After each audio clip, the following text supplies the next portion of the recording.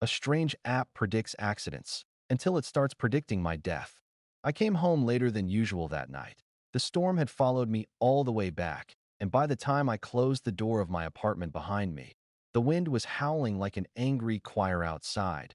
Snow hammered against the windows. I shook off my coat, hung it on the rack, and felt the silence of the place settle around me.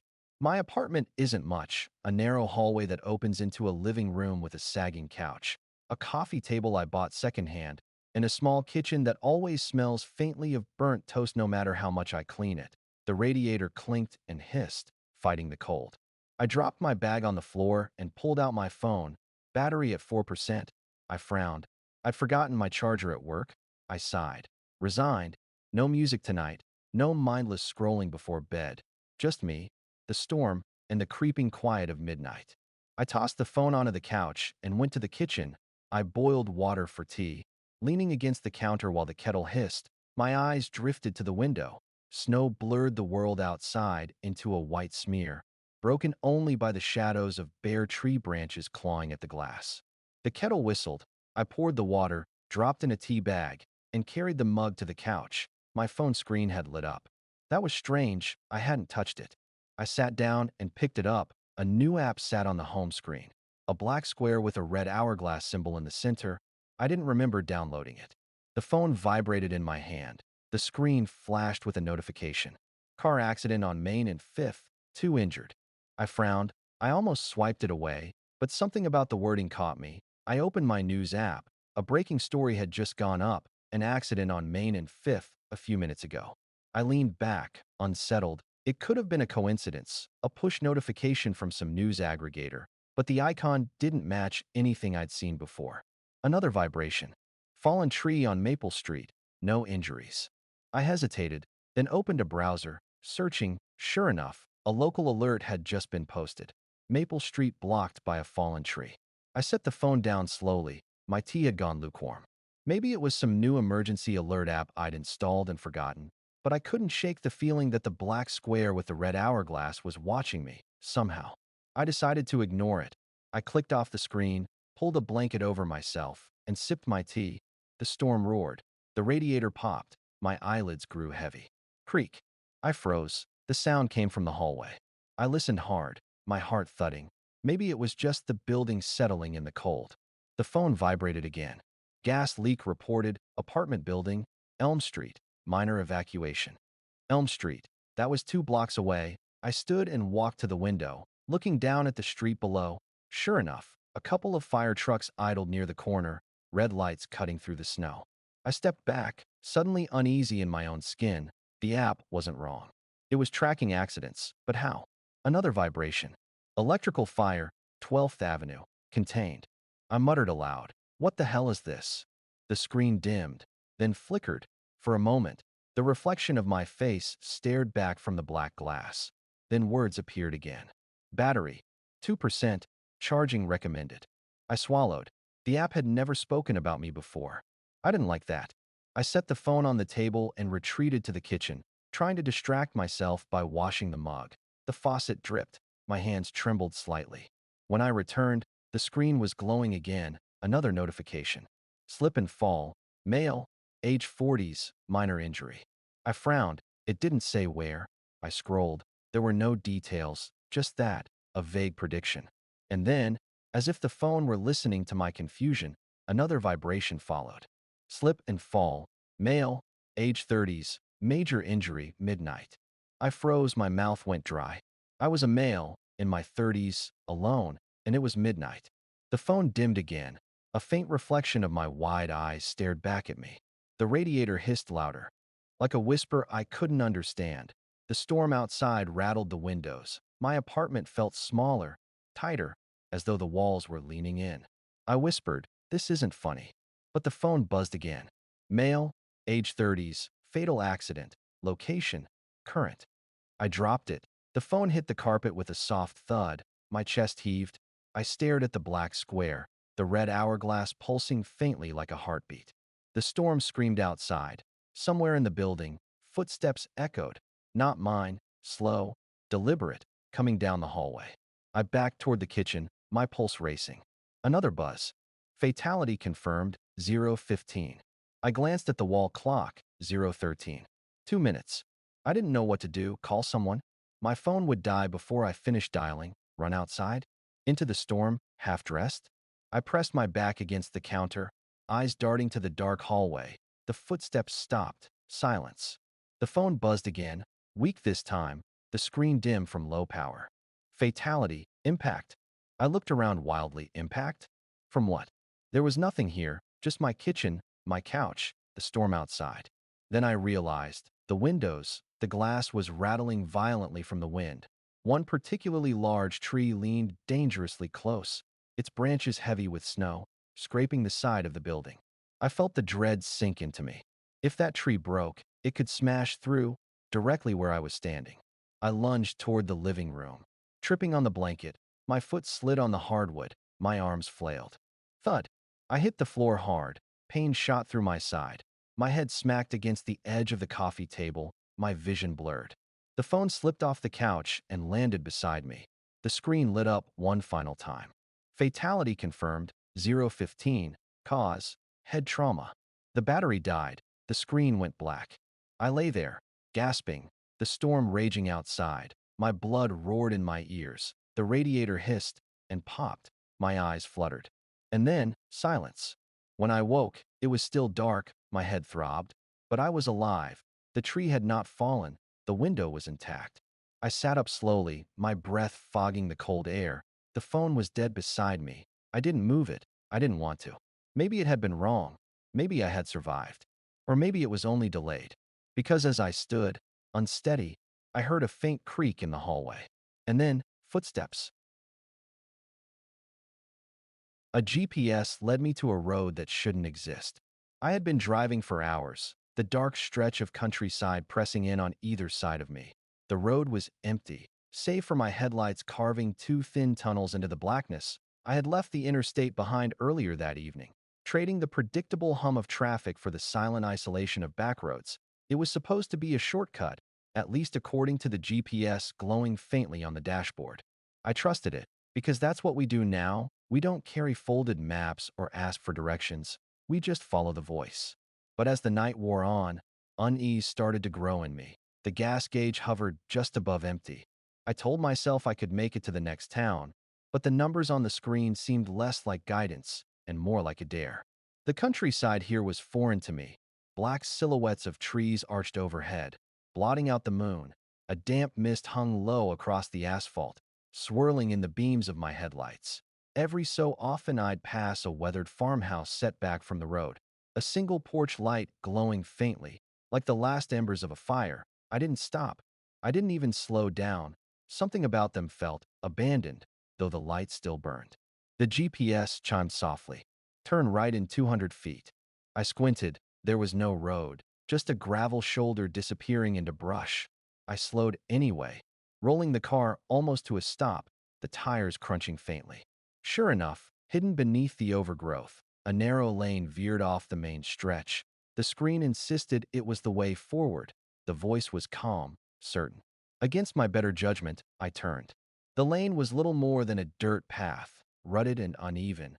Branches scraped against the roof as the car squeezed between looming trees.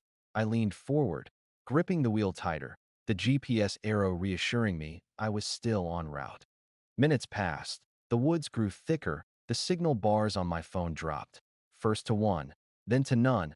I felt the first flicker of panic. The gas needle slipped lower. I told myself I'd turn back if the road didn't open soon. But the path twisted and narrowed until reversing would be nearly impossible. The trees pressed in close, their trunks like pillars, their roots breaking up through the dirt. Then came the sound. A faint creak, not from the car, not from the forest shifting. It was rhythmic, like a door swaying on its hinges, somewhere in the dark. I froze, foot hovering over the brake. My headlights swept the underbrush, but revealed nothing. I drove on, telling myself it was just my imagination, the woods playing tricks on my ears. Another chime from the GPS. In half a mile, your destination will be on the right. My stomach turned. Destination? I hadn't entered one. I had only asked for the fastest route home. The word carried weight now, like a verdict. The path curved again, and suddenly the trees parted. My breath caught in my throat. There, at the end of the lane, stood a house. Not just any house. My house. The one I grew up in. The peeling paint, the sagging porch, even the tire swing that had long ago been cut down. Every detail was perfect, preserved. But it was impossible. That house had been torn down years ago. After my parents moved away, the lot had been sold, leveled, built over. Yet here it was, solid and silent, waiting for me in the woods. I pulled the car to a stop. The engine idled low, almost sputtering. My chest tightened. I should have reversed. I should have turned around and forced my way back down the path. But my hands didn't move. My eyes stayed fixed on that porch, on the faint light glowing in the window. It was the same light that used to burn when I was a child, when my mother would leave it on until I came home. A wave of nostalgia washed over me, warm and crushing. I could almost smell the old wooden floors, hear the hum of the refrigerator, the familiar squeak of the screen door. But nostalgia curdled quickly into dread. Because no one should be here. The house should not exist. And yet, the GPS chimed again. You have arrived. The voice was final, absolute. The engine shuddered and died, my headlights dimmed, leaving only moonlight and the faint glow from that single window. The silence pressed in, broken only by the soft ringing of my phone as it struggled to reconnect, flashing no service. I sat motionless, hands gripping the wheel, staring at the place where my childhood once lived and died. Then I heard them. Footsteps, slow, deliberate, on the porch. My breath hitched. I leaned forward, squinting through the windshield. The boards creaked under the weight of someone moving. A shadow passed across the window where the light glowed. My first thought was impossible. My father, he used to pace that porch when I stayed out too late, but my father was hundreds of miles away, and this house wasn't real. The footsteps stopped, silence again. I reached for the ignition, fumbling with trembling hands. But the engine wouldn't turn, the car was dead, my pulse thudded in my ears. And then came the vibration. The phone buzzed violently against the console, no caller ID, just an endless vibration, like it wanted me to pick up. Against every instinct, I answered. Static, then, faintly, a voice. Come inside. It was my mother's voice. I dropped the phone. It clattered to the floor, the vibration still rattling against the plastic. My chest felt hollow, air shallow and sharp. I looked up. The front door of the house stood open. A rectangle of light spilled out, painting the grass. I don't remember opening the car door. I don't remember stepping out. But suddenly I was on the path, gravel crunching beneath my shoes. The night was colder now, each breath a shiver. My feet carried me forward, slow and unwilling, like I was being pulled by strings. The porch groaned under my weight. The smell hit me then. Aged wood, dust, faint traces of my childhood shampoo. Everything was exactly as it had been. Inside, the hallway stretched out. The wallpaper was peeling just the way I remembered.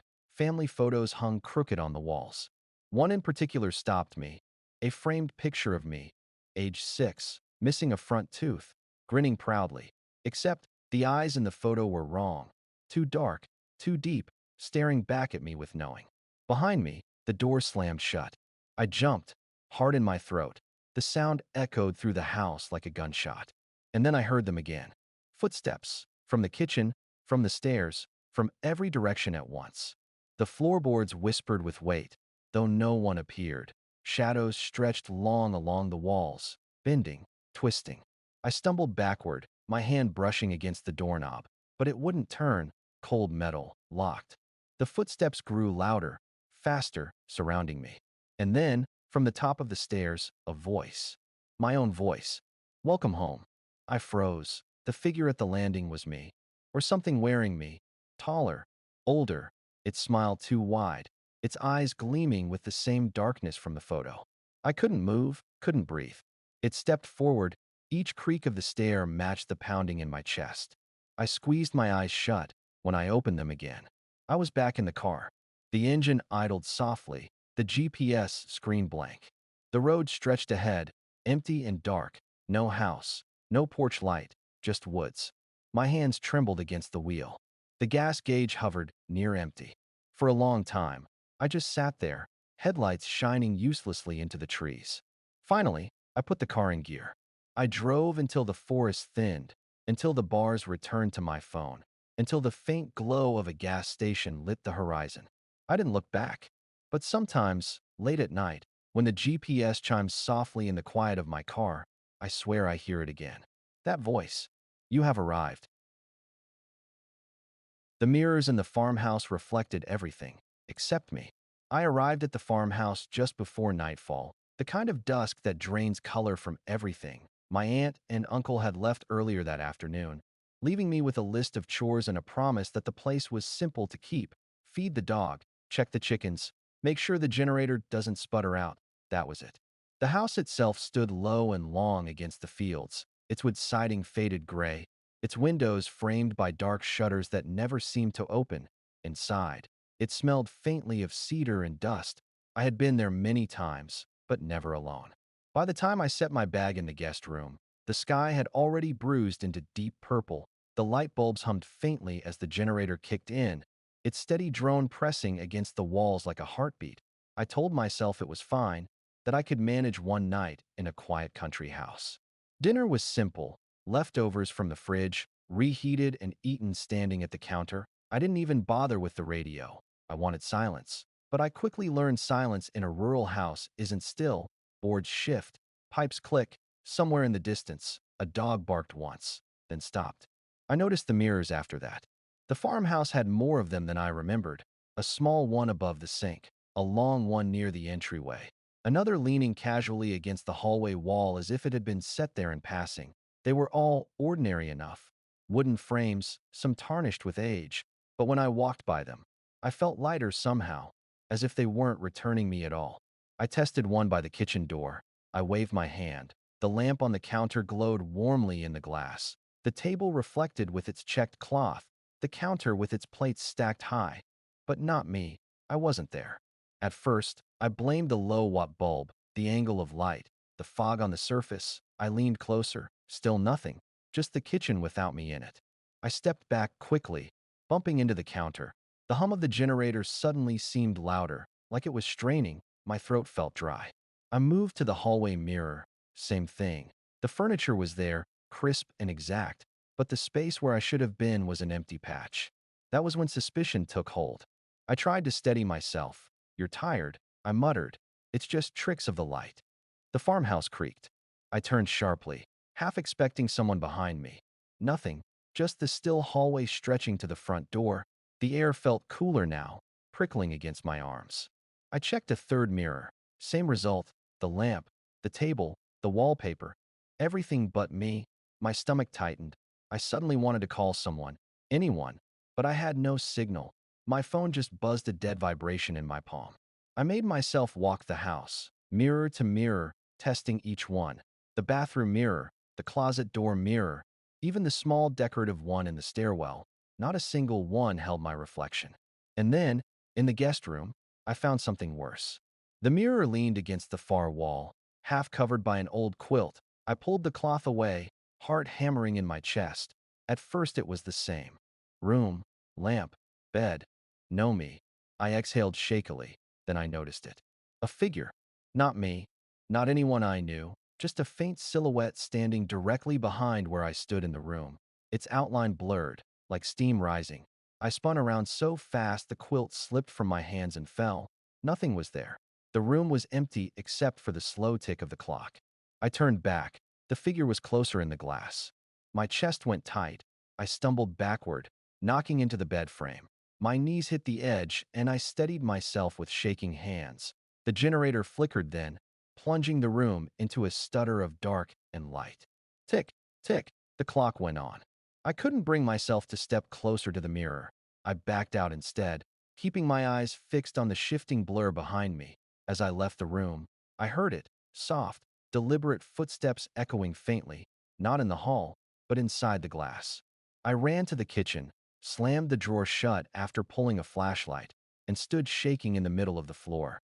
The beam cut sharp across the room, but when it struck the mirror near the door, I saw it again, closer now, as if the distance between glass and world was shrinking. The generator groaned, the lights dimmed. I didn't sleep that night. I sat on the couch, clutching the flashlight, listening to the strange rhythm of sounds, the steady creak of beams above me, the faint ringing in the pipes. the uneven hum of the generator, and beneath it all, the echo of footsteps that weren't mine, pacing just out of sight, only in the glass. At dawn, the light finally softened the farmhouse into gray. The mirrors looked ordinary again, but I know what I saw.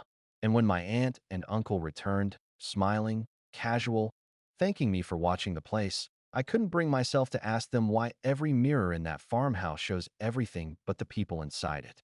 Because if I asked, I might have to admit that in one of them, something is still standing behind me.